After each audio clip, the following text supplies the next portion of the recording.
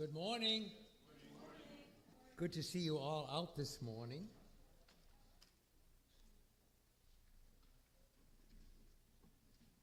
We have a few announcements to make, and there's going to be one that is going to be made, but we want to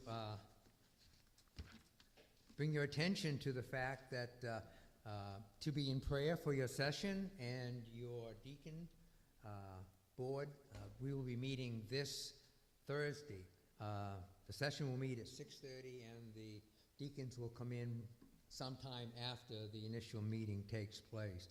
Also Wednesday, remember that there is going to be a chili cook-off this coming Wednesday. Begins at 5:30, and then we'll have the study following that with the Bereans, and Rich is going to be leading in that this week. So just so you know, we're studying the Sermon on the Mount. Also, Mary?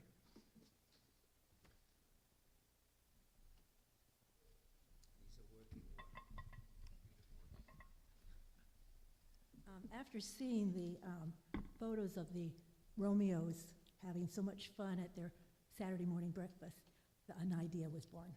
The Juliets. Jesus uplifting ladies in encouraging truth. And I've opened my home the last Saturday of each month to host this. And this month, well, actually nothing this month, but in October, we will be doing it on the 18th. And then we will kick off for real in January. But we'd love to have you come on the 18th. Everything is provided. You just have to come and enjoy fellowshipping and laughing and visiting with other Christian women, your sisters in Christ from Scots Kirk. I live in Scots Creek Country Club, just down the street from Sherry, so I will need to have your name if you have any idea at all that you're going to come, so I can get you a gate pass. And I thank you ahead of time for understanding that I do not have a child-friendly home. So hope to see you out on the October the 18th at 10 o'clock, around 10 o'clock, and we'll be having more details coming up soon.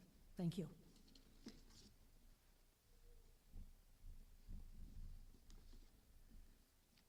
At this time, we will take a few moments to privately prepare for worship, and if you will note in the bulletin, Revelation 14, 1 through 3 is posted for us. So just let's just bow our heads perhaps, or just read this passage of Scripture and prepare our hearts for worship.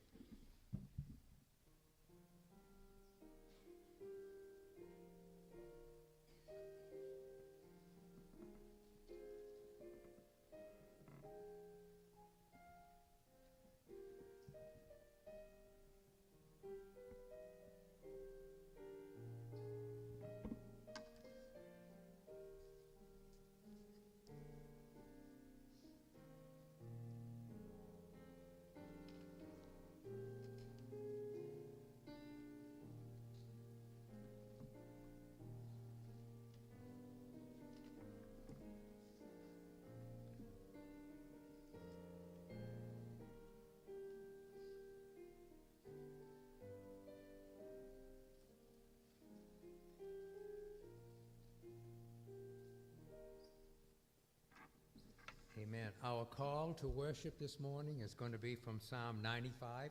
Our text for study this morning is going to be Psalm 96, so it's in the very same vicinity. Psalm 95, verses 1 through 7. Oh, come let us sing to the Lord. Let us make a joyful noise to the rock of our salvation. Let us come into his presence with thanksgiving. Let us make a joyful noise to him with songs of praise.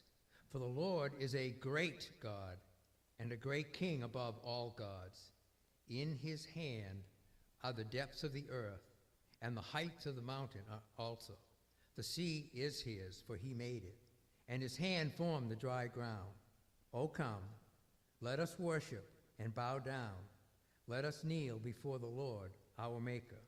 For he is our God, and we are the people of his pasture and the sheep of his hand. Amen. May the Lord add his rich blessing to the reading of his word. If you would stand with me now and take your Trinity hymnal and turn to hymn 44.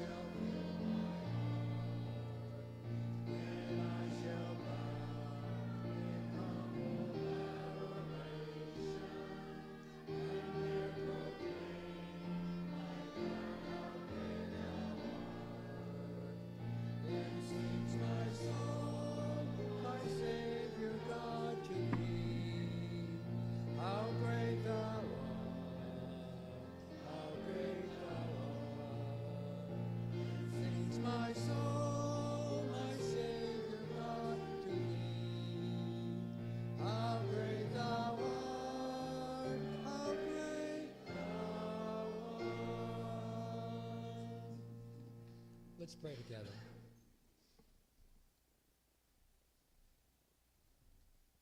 O great, wondrous, and awesome God, the eternal sovereign, the eternal creator, the God of grace, the God of mercy, you have brought us here this day, and you have put it in our hearts to worship you.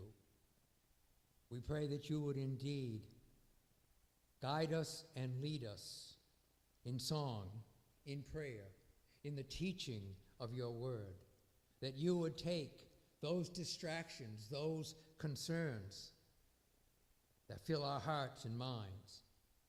Cast them aside, we pray, Lord God, that we might worship thee aright, that we might honor you as you are worthy to be honored. We thank you and praise you for this great privilege that you have granted to us through our Lord and Savior, Jesus Christ. We thank you and praise you that he gave us a form of prayer, a form that honors you and glorifies you and shows our faith in you, as he taught his disciples to pray, saying, Our Father, who art in heaven, hallowed be thy name. Thy kingdom come, thy will be done, on earth as it is in heaven. Give us this day our daily bread, and forgive us our debts, as we forgive our debtors. And lead us not into temptation, but deliver us from evil. For thine is the kingdom, and the power, and the glory forever. Amen. You may be seated.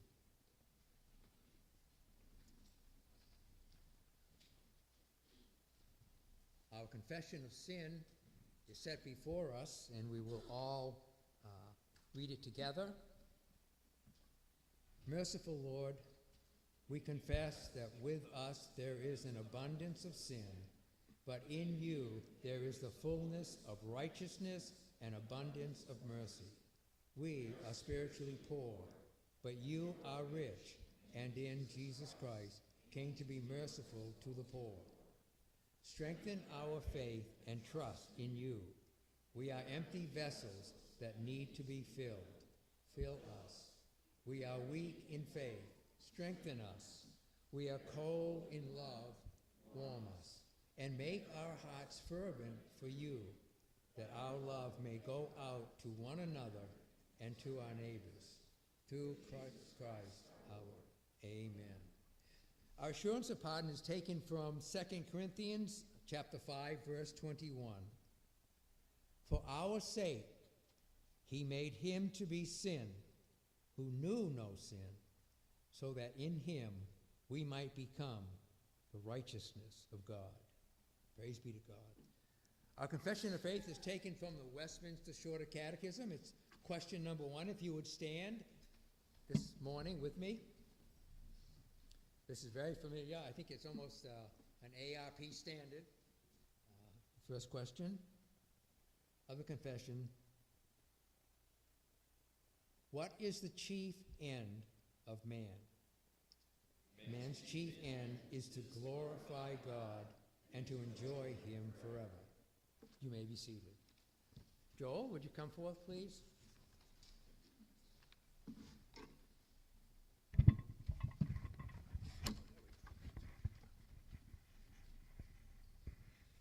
Here he comes.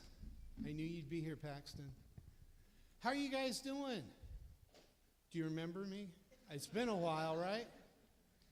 Yeah, you do remember me. Okay. So, Pastor Mitchell has been going through the Psalms, right? I want you to listen to the Psalms. Now, what we talked about what Psalms mean, right? What is Psalms? Songs of praise? Yeah, there's the songs of the Bible, right? These are the ones that the Israelites would sing to praise God, to tell God about how things were going wrong and how they needed his help, right?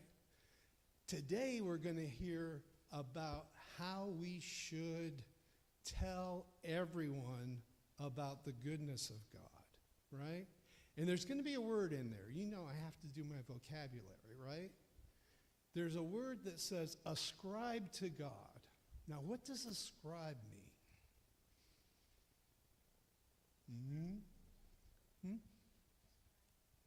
Ascribe with an S. What it means is to give credit to God, right? It's to say, God, the only way that we have joy in our life is because you work through us, right? We need to give you all the praise because you and you alone deserve it. So listen to the psalm and listen to especially the last couple of verses where it talks about ascribing to God, because it's very important that we give God the credit he deserves, isn't it? Let's pray. Dear Heavenly Father, we do thank you that you loved us enough to send your Son to be a sacrifice for us and to give us the ability to have communion with you through his righteousness. In Jesus' name we pray. Amen. Thank you, Joel.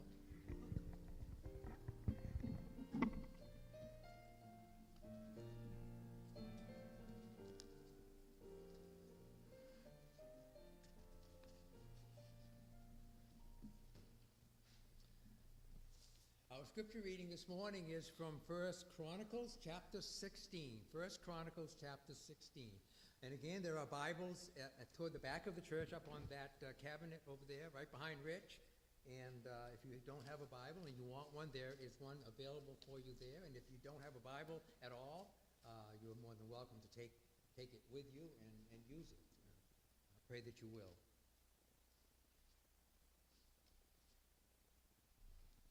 First Chronicles chapter 16. And they brought in the ark of God and set it inside the tent that David had pitched for it. And they offered burnt offerings and peace offerings before God. And when David had finished offering the burnt offerings and the peace offerings, he blessed the people in the name of the Lord, and distributed to all Israel, both men and women, to each a loaf of bread, a portion of meat, and a cake of raisins. Then he appointed some of the Levites as ministers before the ark of the Lord, to invoke, to thank, and to praise the Lord, the God of Israel. Asaph was the chief, and second to him was Zechariah, Jehiel, Shemiramoth. Pastor apologized to me for the names here.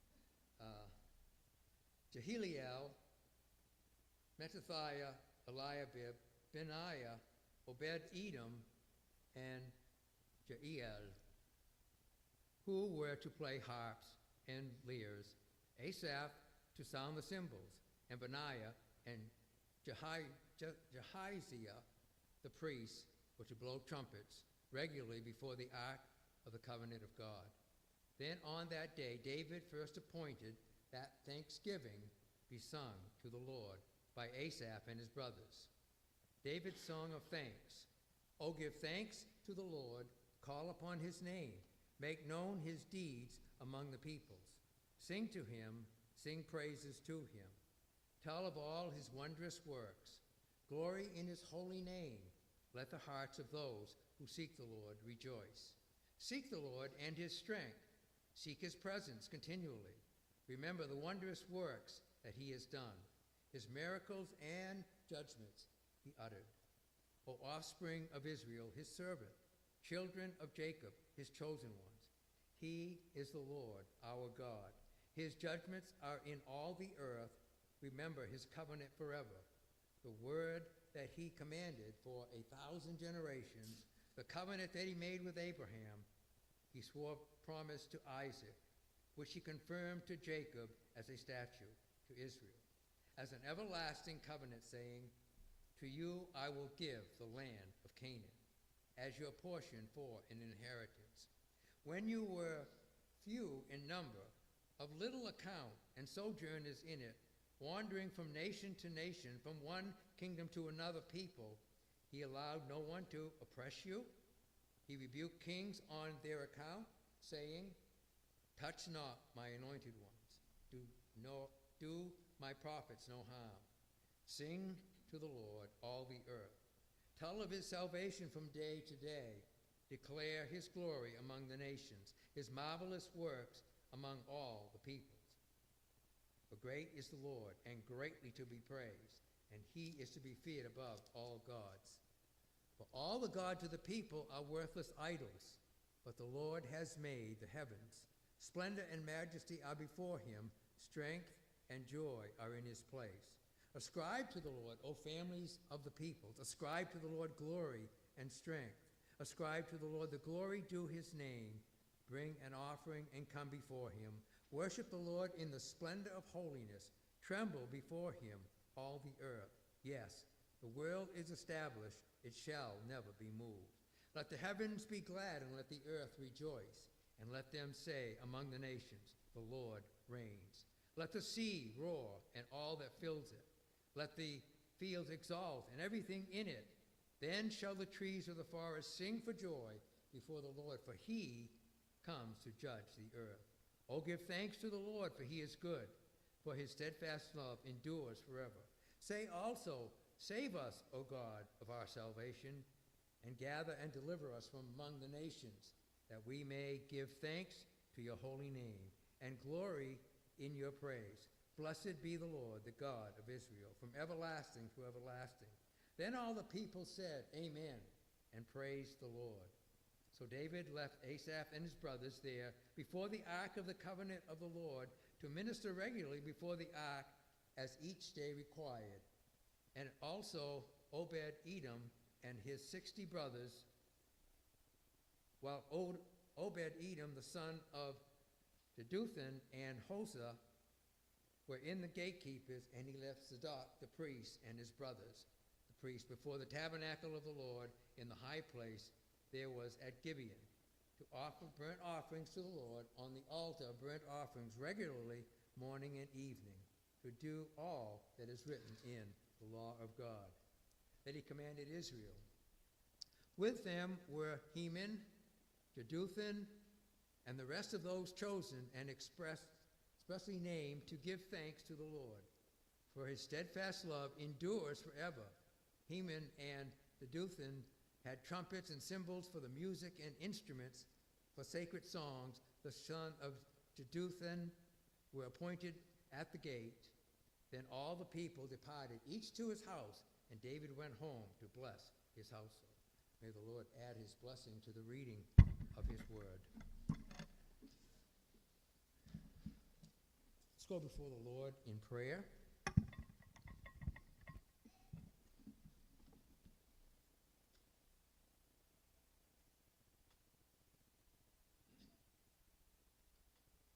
O Lord,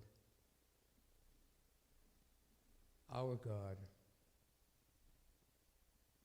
praise, honor, glory belong to you.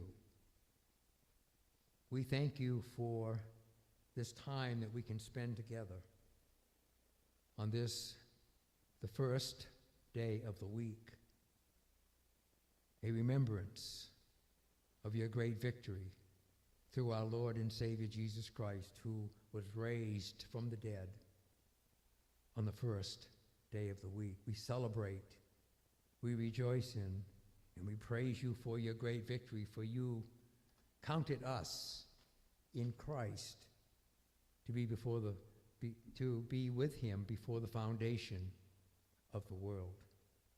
Thank you and praise you, O great God, Father, Son, and Holy Spirit. How we delight in you and praise you, and pray that this might be just the beginning of our weekly praise to thee, as we in our private places, as David did, blessed the household. We thank you and praise you for this church. We thank you and praise you for our pastor. We thank you and praise you for the elders that you have appointed. We thank you and praise you for the deacons. We thank you also and praise you for the women's ministry and the ministry for children, the ministries for fellowship, the ministries for outreach. Lord, we thank you and praise you that you have given many gifts to your church, and we pray that that might indeed continue. We pray that you would grant blessings on those who do teach. We pray your blessing on our pastor this day, that you would grant him much, much grace, much, much ability, much, much of your presence, O blessed Holy Spirit. And as we are here, and our ears, may they be attentive to the words and may we grow in grace and in knowledge of you. We pray, Lord God, for those in this congregation that have need. We think of those who are laid aside with illness. We pray, Lord, that you would intervene graciously with your healing touch and your great sense and presence of comfort to those who mourn. Lord, we pray and ask that you would indeed bless wonderfully and graciously each family that is represented here. We thank you and praise you for each one. Lord, we pray for our denomination. We pray that you would indeed bless the ARP. We pray that you would bless sister churches in this area, and pray that you would grant that there might be growth and the establishing of new churches in this low country. We pray, Lord God, that you would bless those who are ministering, those who are pastoring, those who are shepherding, and grant grace and mercy and the spread of the truth to what is called the holy city. May it truly be the holy city, filled with truth and grace and mercy. We pray, Lord God, that you would be with the outreach ministries of the ARP. We think of Outreach North America. We pray, Lord God, that there would be much, much work done for your honor and for your praise and for your glory. We think of those who are in the foreign field, many in difficult situations, many in dangerous situations. How we pray, Lord God, your mercy, your grace, and your keeping and your provision of each who indeed are in hard places. We pray, Lord, for your gracious intervention in every way and in many ways into the churches of the ARP across this land.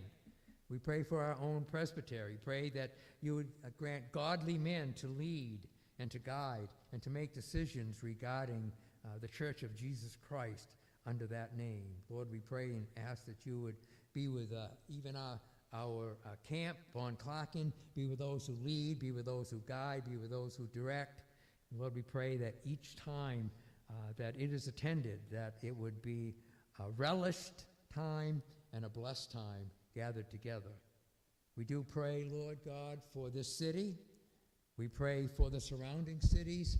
We pray that the gospel would go forth and that people from this very church would live holy lives that would be examples before a lost world, that they would hear the gospel from this thy people and would be moved upon by you, O blessed Holy Spirit, to come to faith in our Lord and Savior Jesus Christ. We pray, Lord, that you would also be with this nation. Lord, we pray that you would be honored and glorified in your people, particularly in this nation, but we ask for your grace, but we ask for your mercy to this nation. We, as a people, have gone astray. We have followed the deceit of the evil one, and we pray, Lord God, that you would bring us back. We pray, Lord God, that your church especially would be noted as being separated from the evil of this world, and your people, a holy people. We pray, Lord God, that you would grant much grace and indeed much, much mercy to the leaders of this country, to the leaders of this state, to the leaders of this city. And we pray, Lord, that you would move even very wonderfully. We thank you and praise you that you grant to us such grace.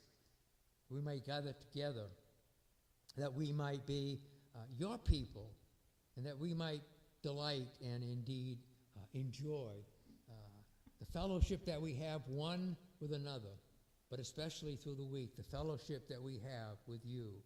Teach us even by your word. Your word is truth. And we thank you and we praise you, O blessed and most holy Father, in the name of our Lord and Savior Jesus Christ, by the power of you, O blessed Holy Spirit. Amen. And amen.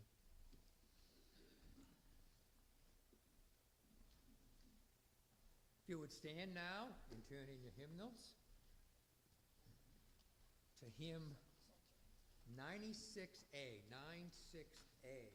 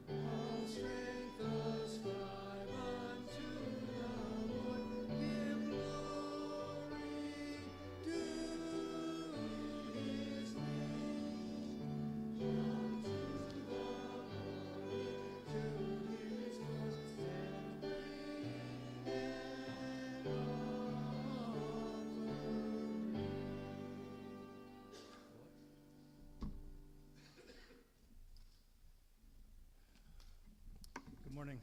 Let's pray together and thank God. Heavenly Father, give us that new song. We thank you for all the wonderful things that you do give us.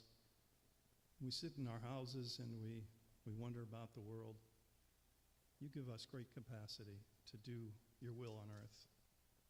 We ask, Lord, that you help us to do your will in every facet of our lives.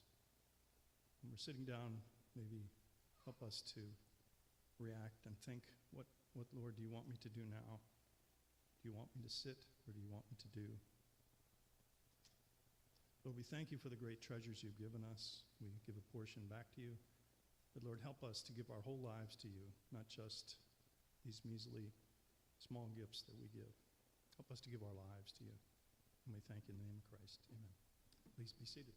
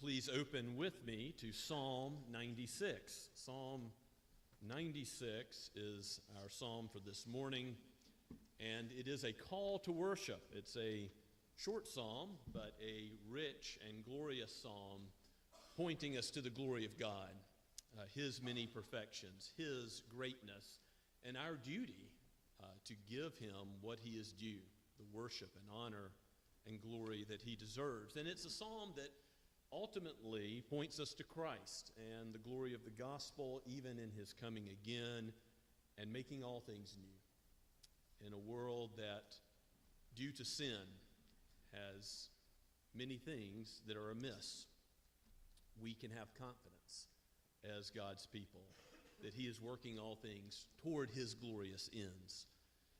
You'll notice when we read the psalm together that there's several portions of it that are verbatim from 1 Chronicles chapter 16, where David is the one praising the Lord. So there's a reasonable assumption that this is a psalm of David, who is a frequent author of the Psalms, many times when there's no superscription or title indicating the author. So it's a reasonable guess. Or maybe it's like American folk songs that have verses added by later generations down the road. Maybe God's people, other worship leaders, the sons of Korah or others might have taken David's word in 1 Chronicles 16 and added their own words to praise the Lord and give Him the praise that He is due, calling us to sing a new song as well. Let's give our attention to God's word. Again, Psalm 96, starting at verse 1. This is the very word of God. Oh, sing to the Lord a new song. Sing to the Lord, all the earth. Sing to the Lord, bless his name. Tell of his salvation from day to day. Declare his glory among the nations, his marvelous works among all the peoples. For great is the Lord, and greatly to be praised. He is to be feared above all gods, for all the gods of the people are worthless idols. But the Lord made the heavens. Splendor and majesty are before him. Strength and beauty are in his sanctuary. Ascribe to the Lord, O families of the peoples. Ascribe to the Lord glory and strength. Ascribe to the Lord the glory due his name. Bring an offering and come into his courts. Worship the Lord in the splendor of holiness. Tremble before him, all the earth. Say among the nations, the Lord reigns. Yes, the world is established. It shall never be moved. He will judge the peoples with equity. Let the heavens be glad. Let the earth rejoice. Let the sea roar and all that fills it. Let the field exult and everything in it. Then shall all the trees of the forest sing for joy before the Lord. For he comes to judge the earth. He will judge the world in righteousness and the peoples in his faithfulness. Let's pray together and ask for God's help. O Holy Spirit, you have given us your word so that we might know who you are, how gracious it is for you to reveal yourself. And you have commanded us to worship you, to declare your greatness. May we do so with glad hearts. May we glory in the gospel. O Lord Jesus, if we did not praise you, the rocks would cry out. Indeed, all the world is made by you and will ultimately praise your name as you remake the new heavens and the new earth, and all the effects of sin are reversed. O Lord, be with us now. Open our minds to comprehend your word aright, and then to respond by having a heart that is inflamed with love for you and lips that will never cease to declare your praise from day to day for the rest of our lives. We ask it in Jesus' name. Amen. So this psalm is a missionary psalm. It is not only for the nation of Israel, but calls all people in fulfillment of the Abrahamic covenant to praise God. And that Abrahamic covenant is mentioned also in 1 Chronicles 16. And in 1 Chronicles 16, we see several of the phrases repeated. We also see what's in the very first verse, so sing to the Lord a new song, several times in the Psalter. So the Psalter, singing God's very word, is always a privilege. We know that everything that we declare in our prayers using the Psalms as a guide, or our praise, singing God's very word, is accurate and right and fitting. But you'll see in Psalm 98, just a couple Psalms over, verse 1, it says, "Oh, sing to the Lord a new song." Psalm 33:3, 43, 98:1, Isaiah 42:10, and ultimately a couple places in Revelation have reference to this new song, Revelation 5:9, and then what was in our preparation for worship in Revelation 14. Where will we ultimately be singing a new song? In the new heavens and the new earth, where this psalm is marching us as it calls us to praise the Lord. It calls us to consider the end, consider Christ coming again in judgment and remaking not only people, but the whole world. The cosmic implications of the gospel are here in this psalm. And it's for every nation, tongue, and tribe. All those who will be gathered at the marriage supper of the Lamb. So it is right and fitting, as much as I love singing the Psalms, to sing hymns, to sing psalms, hymns, and spiritual songs, as Paul says in Ephesians 5:19.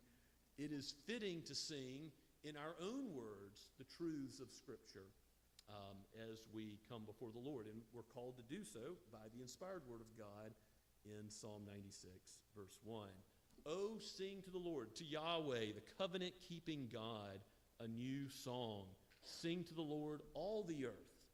And we'll see that has reference to all nations and the cosmic implications of the gospel for all the cosmos. In verse 2, sing to the Lord, expanding on this idea of why we are to sing to him, why we are to worship him, bless his name, tell of his salvation from day to day. So that's thinking back on the great mighty acts of God of deliverance from Egypt and bringing his people through the Red Sea, out of slavery, giving them the law, ultimately giving what we see in 1 Chronicles 16, the Ark of the Covenant, the very presence of God amongst the people of Israel, and fulfilling those promises as we look forward to seeing the fulfillment of the Abrahamic promise of all the nations being blessed in the new covenant, and then the fulfillment of that at the great day of Christ's coming again.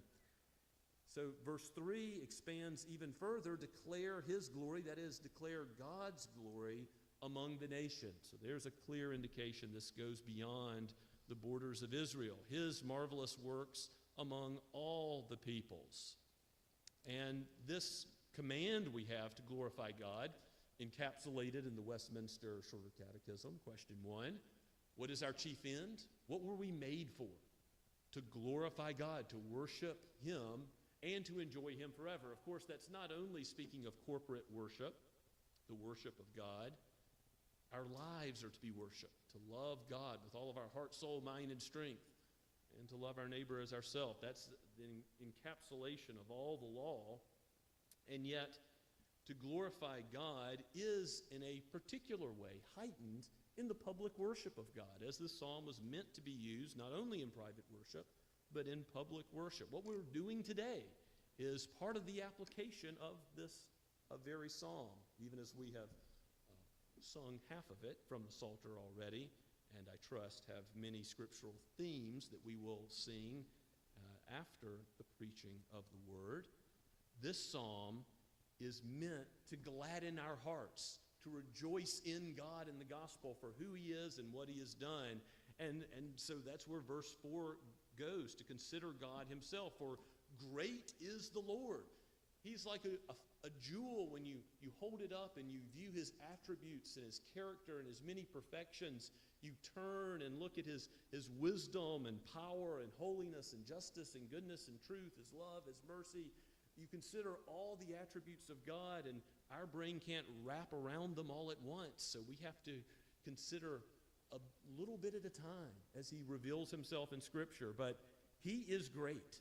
He is the God who has every perfection, every sort of greatness, not according to our minds, but according to what he declares is great in his word and how he reveals himself as great. And because of that, we have a great obligation. God is great, and he is greatly to be praised. There's nothing else that is created that is worthy of this veneration or honor or glory. God alone, the Creator, is worthy of praise. And you see in verse 5, there is a contrast to the gods of the peoples. They are but worthless idols, and there's a word play here. The word for idols is similar to the word for Elohim, which means God in Hebrew. It's just, it sounds very similar. And these gods of the people, so-called gods, are really no gods at all. They are vanities, nothings. They are completely worthless. They can't hear. They can't respond. They can't help. They can't aid. And so these physical idols that are trusted in by other nations, they are called out for what they are. Now, it's a very politically incorrect statement, is it not? Because here's Christ is the only way. The God of Israel, the covenant-keeping God, is the God of the whole earth. He's not just the God of Israel. And he's the God that all the nations must turn to if they wish to be saved. So here is a truth that highlights the existence of a covenant-keeping God who gives grace and mercy, but he is the one who is powerful enough to save because he made the heavens. The Lord made the heavens, not these non-gods. So if you hear a Muslim saying that Allah is great, don't believe him. No, there is no greatness in any false idol. And that's true of the idols of our heart as well, is it not? Even if we treasure good things, if we treasure sin, clearly it's wrong. But even if we treasure good things, a human relationship, joy in our work, or some physical items, the good taste of food, or the enjoyment of human music. There's so many things in this life that are good, that are made by God for His glory, but that we twist if we try to add them alongside God and venerate them as if they were the Creator. What will that bring us? Any satisfaction, any ultimate joy? No, God alone is our portion forever, the psalmist says in Psalm 16. He alone satisfies. There is no ultimate satisfaction that comes anywhere else. So flee from worthless idols. Trust in the God who made the heavens and can save. And here's why. Look at verse 6. Splendor and majesty are before Him. Now again, that's thinking of His character, the splendor and majesty of who He is. On a human level, strength and beauty aren't normally found together, but in God, strength and beauty, the second half of verse 6, are in His sanctuary. When you look at God, you look at He who is true and beautiful and strong, all together in the great three-in-one, the triune God.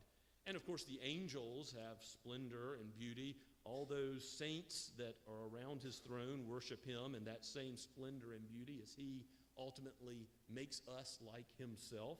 As you think about every nation, tribe, and tongue gathered around the throne, giving praise and worship to God and to the Lamb in Revelation chapter 5, verse 9. That's some of the ideas that God Himself has this splendor and majesty alone, and yet all His faithful creations are giving Him His due and ascribing to Him, counting Him worthy of what He already possesses. Now, we don't give Him anything that He doesn't already have. He is all glorious.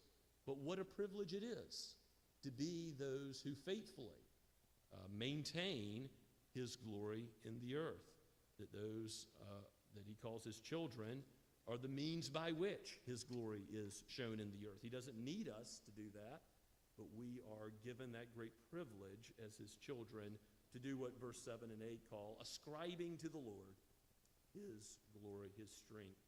He calls all families of the peoples, that is every nation, tongue, and tribe, to do this. Ascribe to the Lord glory and strength.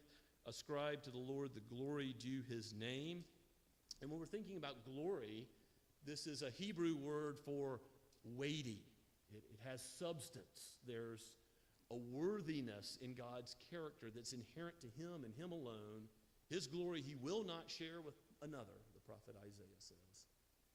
God alone is to be counted as worthy of worship and feared. The fear of the Lord is the beginning of all wisdom.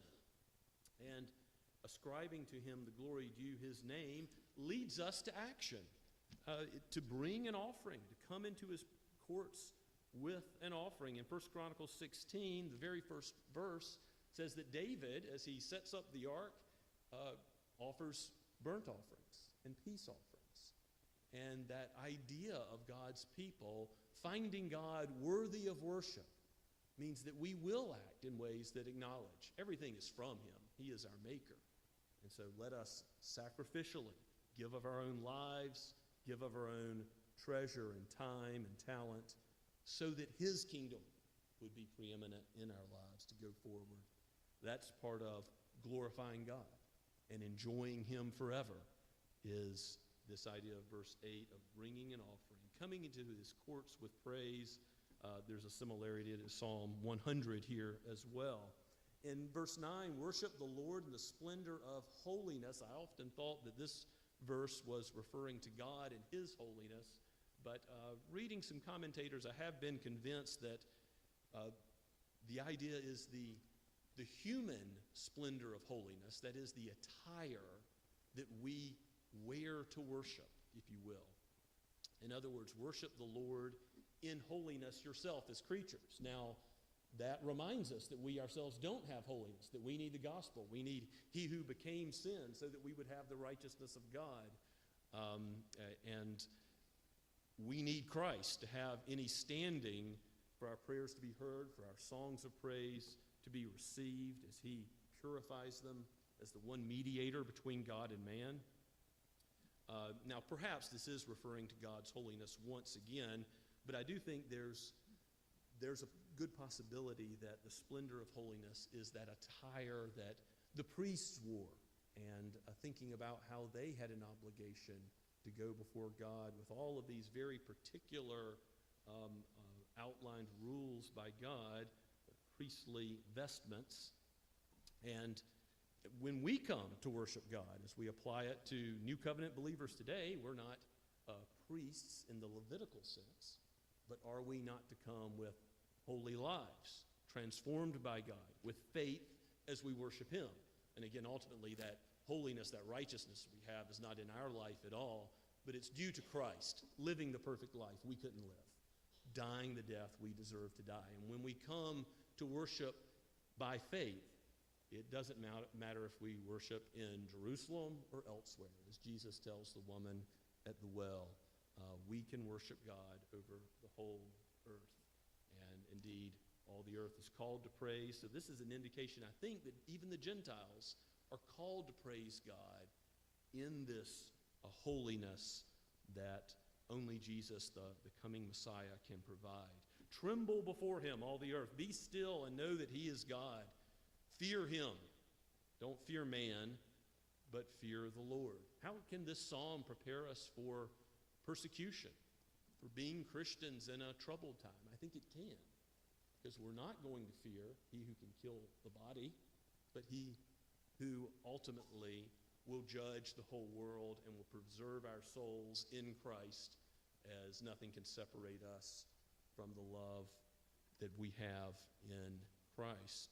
Romans 8, the glorious promises of the gospel remind us to tremble before God, fear Him, and fear no one else.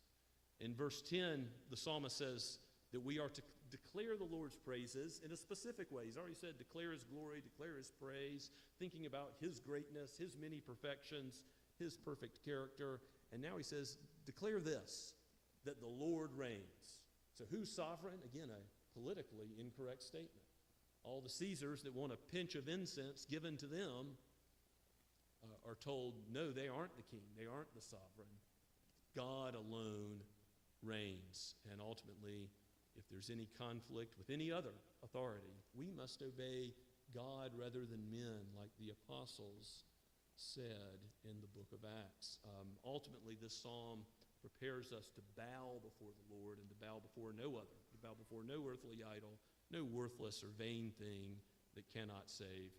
But yes, God is the one who will judge the peoples with equity, and this means more than just all the peoples, all the nations, but the whole world. And you see that transition between verses 10 and 11. He'll judge the peoples with equity, but let the heavens be glad, and let the earth rejoice. As Jesus says, as He comes into Jerusalem, if people did not praise Him, if His creatures made in the image of God did not praise Him, what would happen? The very rocks would cry out. For He is worthy of praise, and He will receive praise. His creation will praise Him. It was made by Him, it's made for Him, and it will declare who He is. So when you see over and over again that the rivers and the trees clap their hands and rejoice, these things they're obviously poetic imagery, but they're meant to declare a truth, that God will be praised by all of creation. The blood of Christ on the cross will make all things new, and not only redeem our souls, but our bodies and the whole world He will remake. Everything that was lost in the fall will be ultimately made right in the new heavens and the new earth. So let the sea roar and all that fills it. Let the field exult and everything in it. Let the trees of the forest sing for joy. The whole Psalter, as we're marching through various psalms in it, we go to the last 5 psalms in the Psalter. It's a fireworks of praise, an escalation that calls for, in the very last Psalm 150, let everything that has breath praise the Lord. It's a reminder, because we need reminding, that God is worthy of praise. And if we've been distracted, if something that is a created thing has caught our eye, that moth and rust destroy, we need to get things right in our heart. There is only one who's worthy of praise. If our affection has been too little on God and too much on maybe other good things, maybe sin, but maybe some other competing good, we need to see the great distinction between the Creator and the creature, and love and worship and adore the Creator alone. And so, we are ultimately going to see the coming of the Lord in the psalm. And of course, all the psalms point to Jesus, but is there not a very clear indication in this that he comes, that is, Jesus comes, the great judge of all the earth? Let all the trees of the forest sing for joy. At the end of verse 12, before the Lord, Yahweh, for he comes to judge the earth. And we know judgment is given to Christ. He will judge the world in righteousness. He is the faithful judge who will also be the advocate for those who are in him. We have an advocate with Jesus Christ the righteous. So if anyone does sin, he stands before the Father and says, don't count him as guilty. Count him as righteous in me. My blood has been shed for him, for her. The judge of all the world is our advocate. Even as he judges the peoples in faithfulness, he doesn't overlook any sin. He doesn't call anything evil good so that we will pass into his presence. No, he came to pay the price, to finish the work, and to pay in full the cost of our sin.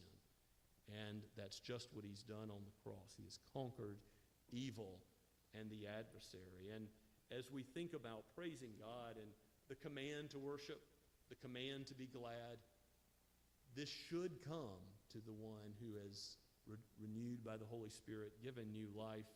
Yes, all too often we have our eyes too far below in this world, and we need them to be lifted and focused on the author and finisher of our faith, the Lord Jesus himself. For God the Father, the Son, and the Holy Spirit alone is worthy of praise.